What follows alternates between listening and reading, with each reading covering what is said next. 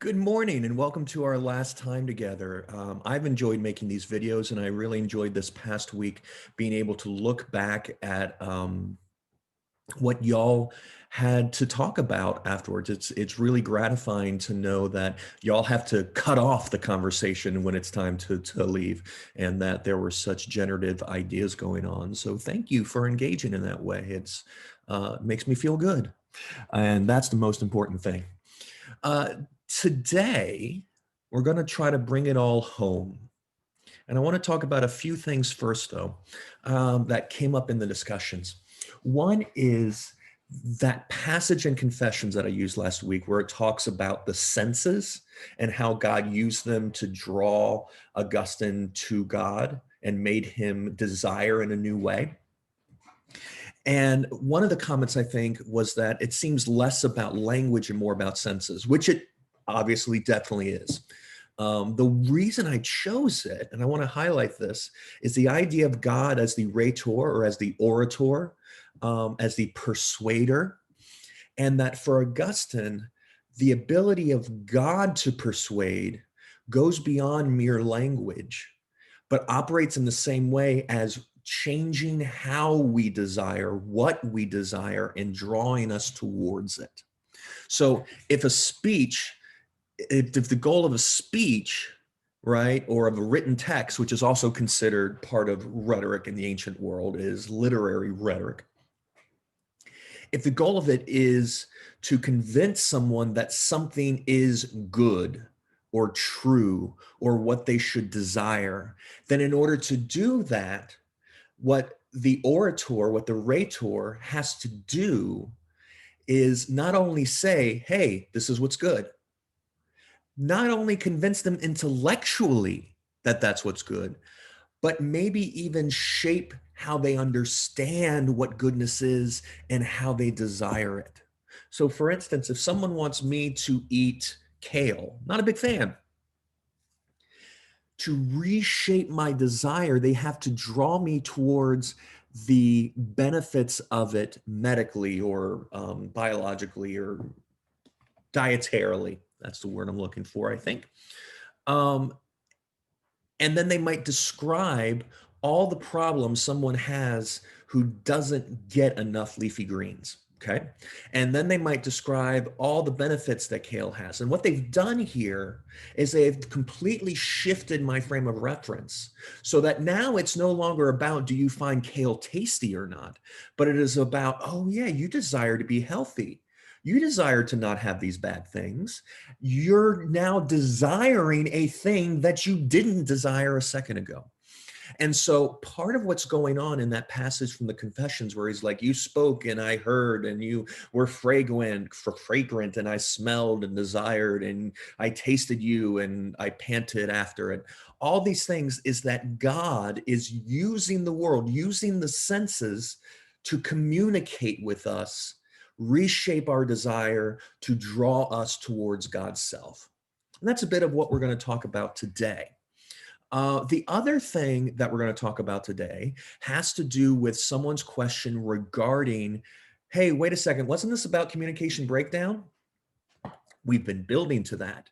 So today, after we have spent 2 weeks kind of laying a foundation of what language may or may not be about, I want to talk about the problem of communication breakdown and how a theological explanation of language may primarily help us understand why that's the case and might possibly point to the way in which that gets healed. Okay. So, with that in mind, I'm going to turn to my PowerPoint for this week. And let me make that big. Let me try that again. All right. So, why do we fail to communicate? Well, we can imagine a whole bunch of different ways that this happens. I always think of stuff on Facebook, right? The way in which we may or may not be able to connect with people in a thread where someone says something and you're like, yeah, but I think you're wrong because of this. And then they say, well, you're a poopy pants. And you say, well, that doesn't really engage what I was saying because I was presuming this. And they say, nah, now your mother's a poopy pants. That is a bit of an exaggeration, but you get the idea. I think we've all had some version of this experience before. Or you think about an argument where it is so clear that you are right, and why can't they just hear you or understand you? Or you think about the failures of uh, communication in the public arena to be honest and true, to deceive their success in deceiving, and the way in which it seems that we operate with different realities. So, how can a language even begin to communicate something that can be agreed upon and understood? Why is communication so difficult? Well, there are several ways I want to talk about. One is interiority.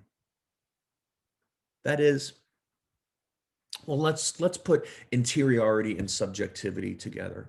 By interiority, I mean our sense of self and of experience that is internal to who we are and not necessarily um, externally accessible, right? The idea that my wife can know me and there's a way in which she can look at me and know what I'm thinking, but not really, right? She can't actually know or see or definitively have an understanding of what's going on in my mind at a given point. The senses cannot penetrate because it's interior. Subjectivity goes with that to some extent. This idea that as a subject, as an I, that is the first person I, that illustration doesn't help at all. That looks like a P or a D. But we're thinking of I, the ego, the self, that I experience the world in a particular way that is to some extent unique.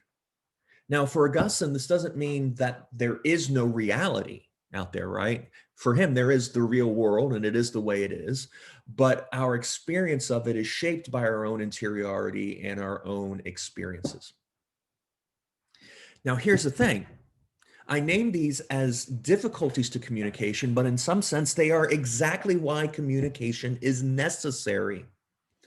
If we didn't exist in this way, then communication wouldn't be needed because we would just all know in the same way, right? So, because of interiority and subjectivity, we need language to try to communicate my experience, my subjectivity, my interiority towards yours so that you can take it in and make it part of your interiority and your experience. The problem is that the very reason why we need language itself gets in the way of language. Language is imperfect. Language itself does not exist separate from interiority and subjectivity. And so, because of our sort of insular selfhood,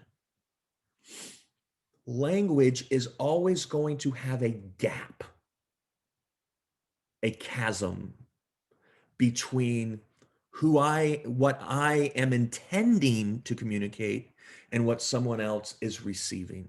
So as I say there at the bottom, it's somewhat in the very nature of language itself that there is going to be a breakdown. Okay. But I have something else wedged in there, and it's called sin. One of the things that Augustine is clear on is that sin is not just about what we do, but it is about how we are, including how we know. Part of what sin does is breaks down human community. We are created by God to be social creatures in relationship to each other. And communication should be easier than it is, but something about sin distorts it. Perhaps it is that sin turns us in on ourselves even more than we naturally are. Sin causes us to be unable to engage the other, right? And so, well, I'll put a pin in that and we'll come back to it in a minute. This is where I'm going to get, well, I just want to illustrate a few things here. So you have those cogs in the people's heads representing their own internality, and you have these two-way arrows representing the attempt to communicate, but notice the way in which the colors change as they get halfway over. You can't control how someone receives what you say, what you say. And so you have here a depiction of the problem of interiority and subjectivity, the desire for language to operate in a certain way, but its inability to ultimately do that in a perfect sense. Here's where we get fun. I have two pairs here, thing and sign on one side, use and enjoy on the other. Put use and a joy out of your mind for a moment. Let's think simply of sign and thing. This is part of Augustine's rhetorical and linguistic theology, but it's not just about language, it's about everything that exists. A sign points to a thing, okay? So a word is a sign. The word cup is a sign for the thing that is a cup. Notice, because we're using language, we already are struggling to explain the difference between the sign and the thing itself. So you might say a cup is not a cup, because a cup is just a sign for a cup, and it's a difference between the cup and the cup. But let's just think there's the sign that is the word cup and the thing that is the cup itself. But things themselves can also be signs. So a cup can be a sign of an idea of being full or of being empty. Ultimately, the cup is also a sign of the one who made the cup because it points towards that. So for Augustine, everything in the universe, everything that exists is a sign pointing to something else. And ultimately, everything is a sign that eventually points to God. God is the only thing that is not a sign for anything else. God is the only thing whose thingness is pure thingness. It's perfectly clear. I think we get that. So all of the cosmos is in some sense a language seeking to speak the truth of God. What does this have to do with use and enjoyment? There's a parallel relationship that Augustine has between using and enjoying. And I want to say right away that using here doesn't mean what we normally think of as a sort of abusive, objectivizing sort of thing. So we have all these things in the world. The only one of them that is to be truly enjoyed is God. So some things are to be used. A hammer is to be used to build things. We might enjoy that hammer, but we don't enjoy it for its own sake. We enjoy it because of its ability to build something. We might enjoy the thing that we build, say a house, but we don't enjoy it for its own sake. We enjoy it for its ability to give us shelter. So we are using all these things for a higher good. Similarly, and this is where it's difficult and gets dicey, we use even each other. Now, he doesn't mean we use each other in an abusive sense. or that we can't enjoy each other in some sense. But we don't enjoy each other in our own right because, and this goes back to sign and thing, we are all oriented towards God. So our love of neighbor needs to always be caught up in and ultimately point to love of God.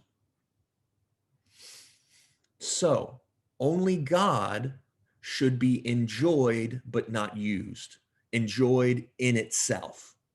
Whereas even my closest neighbor, even my wife, should be used, and again, that language sounds weird,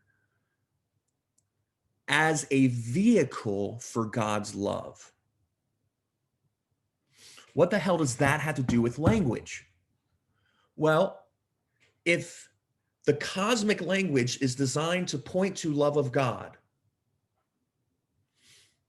and we are designed, or at least God wants us to only enjoy God's self fully through love of God's creation, mind you, through proper love of it that is ordered and oriented towards God, then sin has caused our love to get distorted, right? So we want to find our fulfillment in things of this world, in other people, in a job, in a tree, I don't know. And while these things are great and we should love them, we shouldn't think that we are going to be fulfilled by them. We are only going to be fulfilled by God. This parallel to signs and things points to the idea that language, okay, is connected to love of God. Language is intended to point us to the truth that is God and the love that is God, and to facilitate those. And the reason it doesn't is because our love isn't ordered towards God because of sin.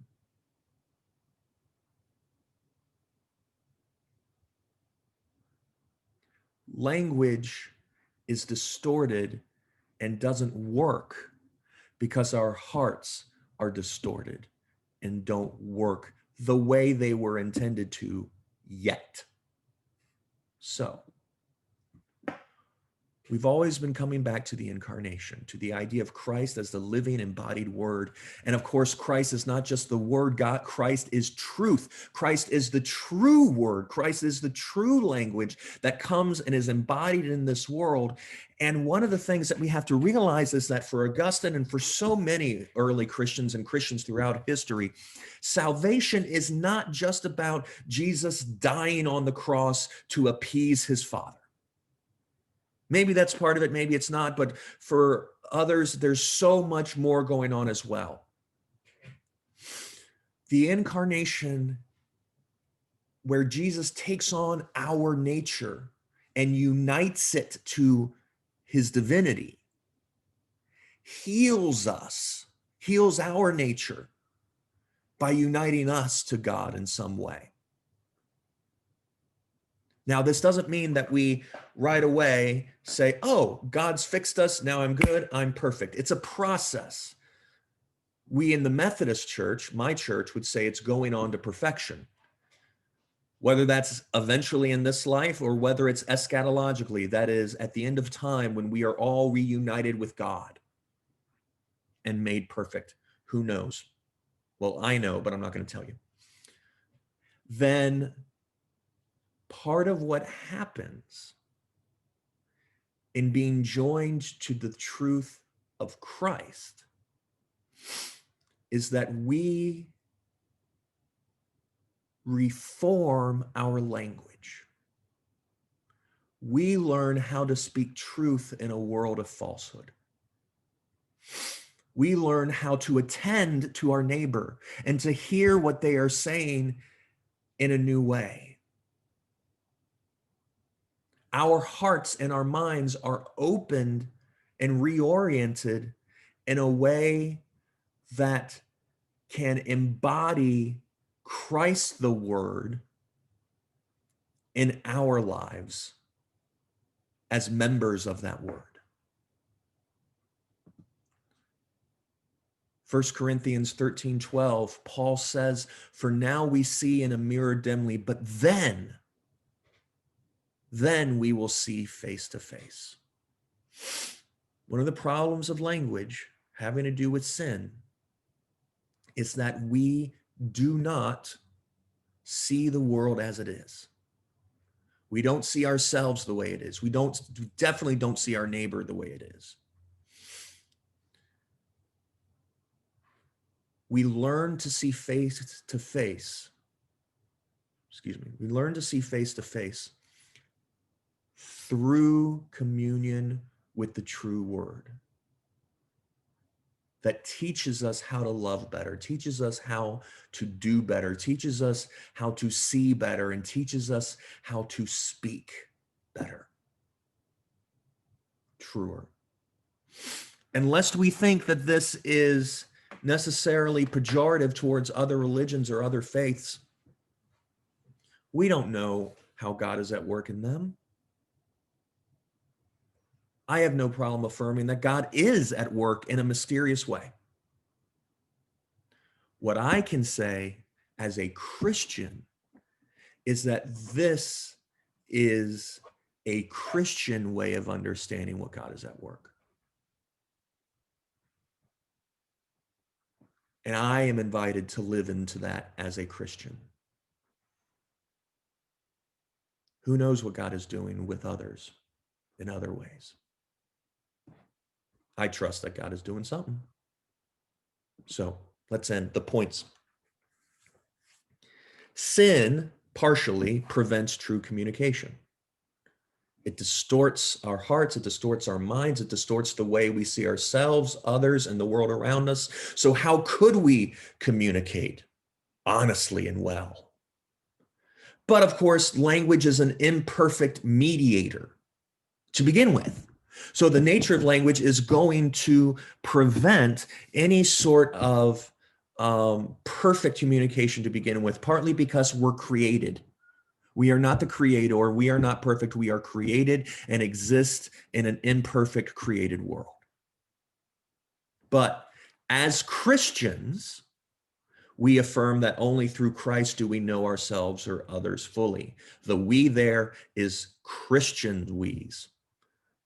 Others may be at work knowing themselves and others fully through different ways. And finally, again, as Christians, the word of God is spoken to heal us. You want to talk about true language? It's not what we can do, it's what God has done and is doing. God's speech that, going back to last week, reforms our desires and woos us. So, friends, as we wrap up, I want to invite you this Christmas season, this Advent and then Christmas, to consider the language of the Advent story and the Christmas story, to consider what truth God is speaking to us through the birth of his Son, of God's Word. Where do we find ourselves being drawn into a reformation? And what speech are we called to witness to in the world as a reflection of God's spoken word and as fruit of that word's work in our hearts? Friends, this has been really fun. Thank you so much. I don't remember if I mentioned this in an earlier lecture, but this is the beginnings of a book idea that I'm working on. I have no idea where it's going. It's got something to do with Augustine and language, right? That's all I got, basically. And it has to do with this problem of our inability to communicate. So this is allowing me to begin to work out some of these ideas, especially in ways that might be relevant for Christian lives, rather than just academic speculation on what Augustine meant. So thank you. I am very grateful for you. I wish you a happy Christmas season, wonderful Epiphany. I would keep going, but then we would end up at Christmas all over again. God be with you. Thank you. Take care.